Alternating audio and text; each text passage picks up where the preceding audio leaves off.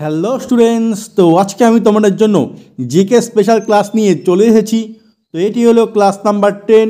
আর এখানে top 15 question রয়েছে, আর প্রতিটা কোশ্চেনই খুবই ইম্পর্টেন্ট। তার জন্য তোমরা ভিডিওটি প্রথম থেকে সম্পূর্ণ দেখো, তাহলে তোমাদের যে কোনো পরীক্ষার ক্ষেত্রে অবশ্যই হেল্প হবে। তো আশা করছি তোমরা ভিডিওটি প্রথম থেকে সম্পূর্ণ দেখবে। তো আমি পার্থ পণ্ডিত, আর তোমরা দেখছো তোমাদের প্রিয় চ্যানেল এডুকেশনাল সলিউশন। তো শুরু করছি, দেখতে থাকো। তো দেখো কোশ্চেন নাম্বার 1, গান্ধীজির অনুপ্রেরণা আনটু দ্য লাস্ট গ্রন্থটি কার রচনা? গান্ধীজির অনুপ্রেরণা আনটু দ্য লাস্ট গ্রন্থটি কার রচনা? A Pushkin, B Ruskin Bond, C John Ruskin, না ডি বরিস ইয়েলটনিস? তো কোনটা উত্তর হবে এখানে, এ বি সি না ডি? তোমরা জেনে থাকলে অবশ্যই কমেন্টে বলো। তো এখানে বলেছে আনটু দ্য লাস্ট, এই গ্রন্থটি কে রচনা করেছিলেন? তো এটার সঠিক উত্তর হবে option number C, John Ruskin. John Ruskin. তো দেখবে কিন্তু বি নাম্বার অপশনও কিন্তু আছে যে রাস্কিন বন্ড, এটা দেখবে কিন্তু কোনটা হবে, এটা হবে জন রাস্কিন। পরীক্ষা এরকম আসলে পরে ভেবে চিন্তে অ্যান্সারটা করো যে জন রাস্কিন হবে, রাস্কিন বন্ড কিন্তু হবে না। দু জায়গাতেই রাস্কিন আছে, দেখে শুনে অ্যান্সারটা করবে। তো এটার উত্তর হবে অপশন নাম্বার সি। তারপরে দেখো নেক্সট 2 নাম্বার কোশ্চেন, সব থেকে পুরনো পারমাণবিক কেন্দ্র কোনটি? কোনটি সব থেকে পুরনো পারমাণবিক কেন্দ্র? এ তারাপুর, বি নারোরা, সি কোটা, না ডি কোনোটি নয়? তো কোনটা উত্তর হবে এখানে, এ বি সি না ডি? তোমরা জেনে থাকলে অবশ্যই কমেন্টে বলো। তো এখানে বলেছে সব থেকে পুরনো পারমাণবিক কেন্দ্র, তো এটার উত্তর হবে option number A Tarapur. Tarapur হলো মহারাষ্ট্রে অবস্থিত, এই মহারাষ্ট্রের তারাপুর হবে সব থেকে পুরনো পারমাণবিক কেন্দ্র। তো এটার উত্তর হবে অপশন নাম্বার এ। তারপরে দেখো নেক্সট 3 নাম্বার কোশ্চেন, এটা তো খুবই ইম্পর্টেন্ট ভিভিআই কোশ্চেন। শের ই বাঙ্গাল, শের ই বাঙ্গাল কাকে বলা হতো? এ মৌলানা আবুল কালাম আজাদ, বি ফজলুল হক, সি নবাব সেলিমুল্লাহ, না ডি হাজি মোহাম্মদ মহসিন? তো কোনটা উত্তর হবে এখানে, এ বি সি না ডি? তোমরা জেনে থাকলে অবশ্যই কমেন্টে বলো। এটা কিন্তু ভিভিআই কোশ্চেন, এই যে ভিভিআই কোশ্চেন, তো মনে রাখবে পরীক্ষা আসতেই পারে এটা। শের ই বাঙ্গাল কাকে বলা হতো? তো এটার সঠিক উত্তর হবে অপশন নাম্বার বি, ফজলুল হক। ফজলুল হককে বলা হতো শের ই বাঙ্গাল। আর বাংলার থেকে আরেকটি কোশ্চেন ইম্পর্টেন্ট রয়েছে, সেটি হলো যে বাংলার বাঘ কাকে বলা হয়? বাংলার বাঘ, তো সেটার উত্তর হবে আশুতোষ মুখোপাধ্যায়। আশুতোষ মুখোপাধ্যায় হবে বাংলার বাঘ। তো এটাও মনে রাখবে, পরীক্ষা এটাও আসতে পারে। তারপরে দেখো next 4 number question, Rajiv Gandhi Khel Ratna পুরস্কার এর বর্তমান নাম কি? তো রাজীব গান্ধী যে খেলরত্ন পুরস্কার দেওয়া হয় খেলার ক্ষেত্রে, সেটির বর্তমান নাম কি? আগে ছিল রাজীব গান্ধী, এখন বর্তমান নাম কি? এ অর্জুন পুরস্কার, বি দ্রোণাচার্য পুরস্কার, সি অটল পুরস্কার, না ডি মেজর ধ্যানচাঁদ পুরস্কার? তো কোনটা উত্তর হবে এখানে, এ বি সি না ডি? তোমরা জেনে থাকলে অবশ্যই কমেন্টে বলো। এটাও কিন্তু ইম্পর্টেন্ট কোশ্চেন যে রাজীব গান্ধী খেলরত্ন পুরস্কারের বর্তমান নাম কি? তো এটার উত্তর হবে option number D, major Dhyan Chand পুরস্কার।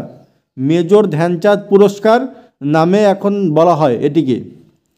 আর এই যে দেখো বি নাম্বার যে আছে দ্রোণাচার্য পুরস্কার, এটি কাদের দেওয়া হয়? এটি কিন্তু কোচদের দেওয়া হয়, যে কোনো খেলার কোচদের এই দ্রোণাচার্য পুরস্কারটি দেওয়া হয়। তো এটাও মনে রাখবে যে কোচদের দ্রোণাচার্য পুরস্কার দেওয়া হয়, এটাও ইম্পর্টেন্ট কোশ্চেন। তারপরে দেখো নেক্সট 5 নাম্বার কোশ্চেন, নিম্নের কোন রাজ্যটির ভুটানের সঙ্গে কোনো সীমানা নেই? তো ভুটানের সঙ্গে কোন রাজ্যের সীমানা নেই? এ পশ্চিমবঙ্গ, বি মেঘালয়, সি সিকিম, না ডি অরুণাচল প্রদেশ? তো কোনটা উত্তর হবে এখানে, এ বি সি না ডি? তোমরা জেনে থাকলে অবশ্যই কমেন্টে বলো। তো এখানে বলেছে ভুটানের সঙ্গে সীমানা নেই। তো আগে ভুটানের সঙ্গে কয়টি রাজ্যের সীমানা রয়েছে? তো ভুটানের সাথে 4টি রাজ্যের সীমানা রয়েছে, 4টি রাজ্যের। তো একটি হলো এই যে পশ্চিমবঙ্গ, আরেকটি হলো সিকিম, আরেকটি হলো অরুণাচল প্রদেশ, আর আরেকটি হবে 4 নাম্বার হলো আসাম। এই 4টি রাজ্যের সীমানা রয়েছে। তো কোনটির এই? তো উত্তর হবে option number B, Meghalaya. Meghalaya রাজ্যের সাথে ভুটানের কোনো সীমানা নেই। তো এটার উত্তর হবে অপশন নাম্বার বি। আর কোন 4টি আছে সীমানা মনে রাখবে, যে পশ্চিমবঙ্গ, সিকিম, অরুণাচল প্রদেশ আর হলো আসাম। এই 4টি রাজ্যের সীমানা রয়েছে ভুটানের সঙ্গে। তারপরে দেখো next 6 number question, long walk to freedom. Long walk to freedom এটি কার আত্মজীবনী? এটি কার আত্মজীবনী? A Fidel Castro, B Bill Clinton, C Benazir Bhutto, না ডি নেলসন ম্যান্ডেলা। তো কোনটা উত্তর হবে এখানে? এ বি সি না ডি? তোমরা জেনে থাকলে অবশ্যই কমেন্টে বলো। তো এখানে বলেছে লং ওয়াক টু ফ্রিডম এটি কার আত্মজীবনী? তো এটার সঠিক উত্তর হবে option number D, Nelson Mandela. Nelson Mandela এইটি আত্মজীবনী তার, লং ওয়াক টু ফ্রিডম। তো এটার উত্তর হবে অপশন নাম্বার ডি। তারপরে দেখো নেক্সট 7 নাম্বার কোশ্চেন, ভারতীয় সংবিধানের কোন তফসিলে রাজ্য ও কেন্দ্রশাসিত অঞ্চল এবং তাদের সীমা নির্ধারণ করা হয়েছে? মানে রাজ্য ও কেন্দ্রশাসিত অঞ্চলগুলির তাদের সীমানা নির্ধারণ করা হয়েছে কোন তফসিলে? এ প্রথম তফসিলে, বি দ্বিতীয় তফসিলে, সি পঞ্চম তফসিলে, না ডি দশম তফসিলে? তো কোনটা উত্তর হবে এখানে? এ বি সি না ডি? তোমরা জেনে থাকলে অবশ্যই কমেন্টে বলো। তো এখানে বলেছে যে রাজ্য ও কেন্দ্রশাসিত অঞ্চল এবং তাদের সীমা নির্ধারণ করা আছে কোন তফসিলে? তো এটার সঠিক উত্তর হবে অপশন নাম্বার এ, প্রথম তফসিলে। প্রথম তফসিলে এটি রয়েছে। তো এটার উত্তর হবে অপশন নাম্বার এ। তারপরে দেখো নেক্সট 8 নাম্বার কোশ্চেন, আর এটি হলো কোশ্চেন অফ দ্য ডে। থাম্বনেলে দেওয়া ছিল, তোমরা পারো কিনা দেখো। এখানে বলেছে ভারতবর্ষের প্রথম সবাক চিত্রের নাম কি? ভারতবর্ষের প্রথম সবাক চিত্রের নাম? A Mother India, B Sadgati, C Alam Ara, না ডি রাজা হরিশ্চন্দ্র? তো কোনটা উত্তর হবে এখানে? এ বি সি না ডি? তোমরা জেনে থাকলে অবশ্যই কমেন্টে বলো। তো এখানে বলেছে ভারতবর্ষের প্রথম সবাক চিত্রের নাম। তো তার আগে কিন্তু সিনেমাগুলি হতো যে নির্বাক, মানে কোথাও ভাষা থাকতো না, কোনো কথা থাকতো না, শুধুমাত্র ভিডিও থাকতো। তারপরে আসে হলো সবাক, যেখানে ভিডিও আর কথা দুটোই থাকে। তাহলে প্রথম সবাক হবে অপশন নাম্বার সি, আলম আরা। আলম আরা হলো প্রথম সবাক চিত্র। আর যদি বলে সর্বপ্রথম কোন সিনেমাটি রয়েছে, সেটি হলো নির্বাক, সেটি হবে রাজা হরিশ্চন্দ্র। রাজা হরিশ্চন্দ্র হলো নির্বাক, এমনকি প্রথম ভারতের চিত্রের নাম আর কি রাজা হরিশ্চন্দ্র। আর সবাক হলো অপশন নাম্বার সি, আলম আরা। এই দুটোই মনে রাখবে, দুটোই পরীক্ষা আসতে পারে। তো স্টুডেন্টস, তোমরা যারা এখনও ভিডিওটি লাইক আর শেয়ার করোনি, তোমরা তাড়াতাড়ি একটি লাইক আর একটি শেয়ার করে দাও। আর যারা চ্যানেলে নতুন রয়েছো, তারা অবশ্যই চ্যানেলটি সাবস্ক্রাইব করে পাশে থাকা বেল বাটনটি অন করে দাও, এরকম আরও ভিডিও পাওয়ার জন্য। তারপরে দেখো নেক্সট 9 নাম্বার কোশ্চেন, 2030 সালে ফিফা বিশ্বকাপ কয়টি মহাদেশে অনুষ্ঠিত হবে? তো ফিফা বিশ্বকাপ কয়টি মহাদেশে অনুষ্ঠিত হবে 2030 সালে? এ একটি, বি দুটি, সি তিনটি, না ডি চারটি? তো এ বি সি না ডি কোনটা উত্তর হবে? তোমরা জেনে থাকলে অবশ্যই কমেন্টে বলো। তো এখানে বলেছে ফিফা বিশ্বকাপ কয়টি মহাদেশে হবে। তো ফিফা বিশ্বকাপ কয়টি মহাদেশে অনুষ্ঠিত হবে? তো এটার সঠিক উত্তর হবে অপশন নাম্বার সি, 3টি মহাদেশের মধ্যেই অনুষ্ঠিত হবে। আর 3টি মহাদেশের মধ্যে 6টি দেশে এটি অনুষ্ঠিত হবে। 6টি দেশে আর 3টি মহাদেশে। তো 6টি দেশ কোনটি কোনটি রয়েছে আমি দেখিয়ে দিচ্ছি। এই যে দেখো, এই যে 6টি দেশ এখানে রয়েছে: Morocco, Portugal, Spain, Uruguay, Argentina আর হলো প্যারাগুয়ে। এই 6টি দেশের মধ্যে অনুষ্ঠিত হবে। আর এই 6টি দেশের মধ্যে 3টি মহাদেশ রয়েছে। এই যে প্রথমে দেখো যে মরক্কো রয়েছে, যে মরক্কো দেশ হলো আফ্রিকা মহাদেশের মধ্যে পড়ে, আফ্রিকা। তারপরে পর্তুগাল আর স্পেন, এই দুটি, পর্তুগাল আর স্পেন এই দুটি হলো পরে হলো ইউরোপের মধ্যে, ইউরোপ। আর লাস্টের যে তিনটা রয়েছে উরুগুয়ে, আর্জেন্টিনা আর প্যারাগুয়ে, এই তিনটি হবে সাউথ আমেরিকা, মানে দক্ষিণ আমেরিকার মধ্যে পড়ে। তো এই তিনটি মহাদেশের মধ্যে 6টি দেশ পড়ে। তো প্রথমে 1 নম্বরে আছে মরক্কো, এটি আফ্রিকার মহাদেশের মধ্যে পড়ে। তারপরে পর্তুগাল আর স্পেন হলো ইউরোপের মধ্যে পড়ে। উরুগুয়ে, আর্জেন্টিনা আর প্যারাগুয়ে এই তিনটি হলো দক্ষিণ আমেরিকার মধ্যে পড়ে। তো এই তিনটি মহাদেশের মধ্যে 6টি দেশে 2030 সালে ফিফা বিশ্বকাপ অনুষ্ঠিত হবে। আর যদি বলে 2026 সালে কোথায় হবে, 2026 সালে হবে মেক্সিকো, কানাডা আর ইউএসএ, এই তিনটি দেশের মধ্যে হবে নর্থ আমেরিকা, মানে উত্তর আমেরিকা মহাদেশের মধ্যে এই তিনটি দেশের মধ্যে অনুষ্ঠিত হবে 2026 সালে। এটাও মনে রাখবে, পরীক্ষা আসতেই পারে। মেক্সিকো, কানাডা আর ইউএসএ 2026 সালে এখানে অনুষ্ঠিত হবে। তারপরে দেখো নেক্সট 10 নম্বর কোশ্চেন, বাস্কেটবল খেলার জন্ম হয় কোন দেশে? কোন দেশ থেকে বাস্কেটবল খেলার জন্ম হয়? A Bharat, B England, C Australia, না ডি আমেরিকা যুক্তরাষ্ট্র। তো কোনটা উত্তর হবে এখানে? এ, বি, সি না ডি? তোমরা জেনে থাকলে অবশ্যই কমেন্টে বলো। তো বাস্কেটবল খেলার জন্ম হয়, তো এটার উত্তর হবে অপশন নাম্বার ডি, আমেরিকা যুক্তরাষ্ট্র। আমেরিকা যুক্তরাষ্ট্র থেকে বাস্কেটবল খেলার জন্ম হয়। আর ভারত থেকে কোন খেলার জন্ম হয়? ভারত থেকে হলো কবাডি, দাবা এইসবের জন্ম হয়। আর ইংল্যান্ড থেকে তো ক্রিকেট এইসবের জন্ম হয়। তো জেনে রাখলে, তো এটার উত্তর হবে অপশন নাম্বার ডি। তারপরে দেখো নেক্সট 11 নম্বর কোশ্চেন, ছাড়পত্র বইটির লেখক কে? ছাড়পত্র বইটির লেখক কে? এ তারাশঙ্কর বন্দ্যোপাধ্যায়, বি বঙ্কিমচন্দ্র চট্টোপাধ্যায়, সি সুকান্ত ভট্টাচার্য, না ডি সুকুমার রায়?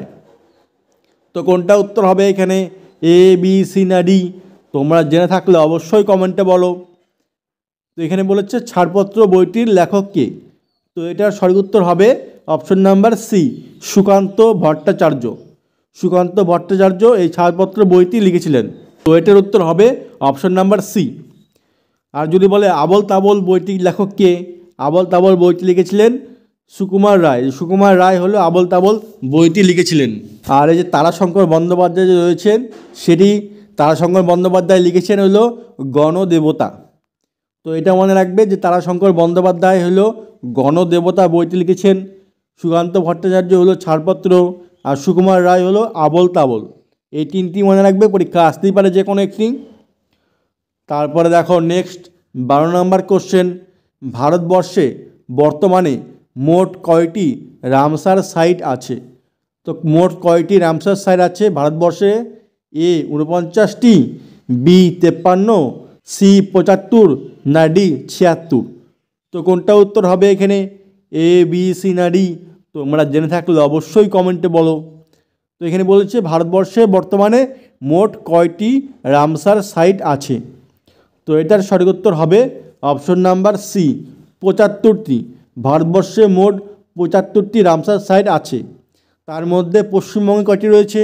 পশ্চিমবঙ্গে রয়েছে হলো 2টি। পশ্চিমবঙ্গে 2টি রামসার সাইট আছে। এই 2টির মধ্যে একটি হলো পূর্ব কলকাতার জলাভূমি, আর একটি হলো সুন্দরবন জলাভূমি। এই 2টি আছে পশ্চিমবঙ্গে। আর পূর্ব কলকাতা জলাভূমি হলো 2002 সালে হয়, 2002 সালে হয়। আর সুন্দরবন হয় হলো 2019 সালে। 2019 সালে সুন্দরবন রামসার সাইটে যুক্ত হয়। আর ভারতের মধ্যে বৃহত্তম রামসার সাইট হলো সুন্দরবন। এটি কিন্তু মনে রাখবে যে সুন্দরবন সবথেকে বৃহত্তম। তো সবগুলো মনে রাখবে, যেগুলো বললাম পরীক্ষায় আসতেই পারে। তারপরে দেখো নেক্সট 13 নম্বর কোশ্চেন, 2022 সালে কমনওয়েলথ গেম নিম্নের কোথায় হয়? কোথায় হয় 2022 সালে কমনওয়েলথ গেম? এ বির্মিংহাম, বি গ্লাসগো, সি ভিক্টোরিয়া, না ডি গোল্ড কোস্ট? তো কোনটা উত্তর হবে এখানে? এ, বি, সি না ডি? তোমরা জেনে থাকলে অবশ্যই কমেন্টে বলো। তো এখানে বলেছে 2022 সালে কোথায় হয় কমনওয়েলথ গেম। তো এটার সঠিক উত্তর হবে অপশন নাম্বার এ, বির্মিংহামে এই 2022 সালে অনুষ্ঠিত হয়েছিল। আর তারপরে যদি বলে 2026 সালে কোথায় হবে, 2026 সালে হবে যে ভিক্টোরিয়াতে হবে হলো 2026 সালে। এই যে 2026 সালে হবে হলো এই ভিক্টোরিয়াতে। তারপরে হলো ভারতে কত সালে হয়েছিল, ভারতে কিন্তু 2010 সালে হয়েছিল। আর এই যে গোল্ড কোস্ট হয়েছিল হলো 2018 সালে। আর এই যে গ্লাসগোতে হয়েছিল হলো 2014 সালে। এই সবগুলোই মনে রাখবে। আর আর আজকের জন্য এটার উত্তর হবে অপশান নাম্বার এ। তারপরে দেখো নেক্সট 14 নম্বর কোশ্চেন, পক্ষী ও সরীসৃপের মধ্যে সংযোগ রক্ষাকারী প্রাণী কোনটি? বলেছে এখানে পক্ষী ও সরীসৃপের মধ্যে সংযোগ রক্ষাকারী প্রাণী কোনটি? এ পেরিপেটাস, বি আর্কিওপটেরিক্স, সি সেমুরিয়া, না ডি প্লাটিপাস। তো কোনটা উত্তর হবে এখানে, এ বি সি না ডি? তোমরা জেনে থাকলে অবশ্যই কমেন্টে বলো। তো এখানে বলেছে পক্ষী ও সরীসৃপের মধ্যে সংযোগ রক্ষাকারী প্রাণী হলো কোনটি? তো এটার সঠিক উত্তর হবে অপশন নাম্বার বি, আর্কিওপটেরিক্স হলো পক্ষী ও সরীসৃপের মধ্যে সংযোগ রক্ষাকারী প্রাণী। আর যদি বলে যে সরীসৃপ ও স্তন্যপায়ী, তখন হবে হলো প্লাটিপাস। এই প্লাটিপাস হলো সরীসৃপ ও স্তন্যপায়ী প্রাণীর মধ্যে সংযোগ রক্ষাকারী প্রাণী, এটি হলো প্লাটিপাস, সরীসৃপ ও স্তন্যপায়ী। আর যদি বলে অঙ্গুরিমাল আর সন্ধিপট, সেটা হবে হলো পেরিপেটাস হলো অঙ্গুরিমাল প্রাণী ও সন্ধিপট প্রাণীর মধ্যে সংযোগ রক্ষাকারী প্রাণী, এটি হলো পেরিপেটাস। আর এই যে সেমুরিয়া যে আছে, সেমুরিয়া হলো উভচর ও সরীসৃপের মধ্যে সংযোগ রক্ষাকারী প্রাণী হলো সেমুরিয়া। তো প্রথম থেকে বলছি, পেরিপেটাস হলো অঙ্গুরিমাল ও সন্ধিপট, আর্কিওপটেরিক্স হলো পক্ষী ও সরীসৃপ, সেমুরিয়া হলো উভচর ও সরীসৃপ, আর প্লাটিপাস হলো সরীসৃপ ও স্তন্যপায়ী। তো সবগুলি মনে রাখবে, তোমরা লিখে রাখবে, না কিন্তু ভুলে যাবে। আমি বলছি যে এগুলো শুনে শুনে লিখে রাখবে, তাহলে পরীক্ষায় আসার সময় তোমরা একবার দেখে গেলেই তোমরা পারবে তখন। তো আজকের জন্য এটার উত্তর হবে অপশন নাম্বার বি। তারপরে দেখো next 15 number question, thyroxine hormone এর অত্যধিক ক্ষরণের ফলে কোন রোগ হয়? থাইরক্সিন হরমোন এর অত্যধিক ক্ষরণের ফলে কোন রোগ হয়? এ গলগণ্ড, বি ক্রিটিনিজম, সি টিটেনি, না ডি মিক্সিডিমা।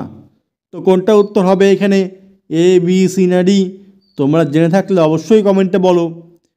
তো এখানে বলেছে থাইরক্সিন হরমোন। তো থাইরক্সিন হরমোনটি থাইরয়েড গ্রন্থি থেকে নির্গত হয়, আর এর অত্যধিক ক্ষরণের ফলে অপশন নাম্বার এ গলগণ্ড রোগ হয়। থাইরক্সিন হরমোনের অত্যধিক ক্ষরণের ফলে গলগণ্ড রোগ হয়। আর গলগণ্ডটি আয়োডিনের অভাবেও হয়, আয়োডিনের অভাবেও কিন্তু ওই গলগণ্ড রোগটি হয়ে থাকে। তো আজকের জন্য এটার উত্তর হবে অপশন নাম্বার এ। তো এই ছিল টোটাল 15টি কোশ্চেন। তো কোশ্চেনগুলি কেমন ছিল অবশ্যই জানাবে, আর ভিডিওটি ভালো লাগলে অবশ্যই একটি লাইক আর একটি শেয়ার করে দেবে। আর যারা এখনও চ্যানেলটি সাবস্ক্রাইব করোনি, তারা অবশ্যই চ্যানেলটি সাবস্ক্রাইব করে পাশে অন করে দাও, এরকম আরও ভিডিও পাওয়ার জন্য। তো আজকের মতো এখানেই রাখছি, আবার দেখা হবে পরবর্তী ভিডিওতে। বাই।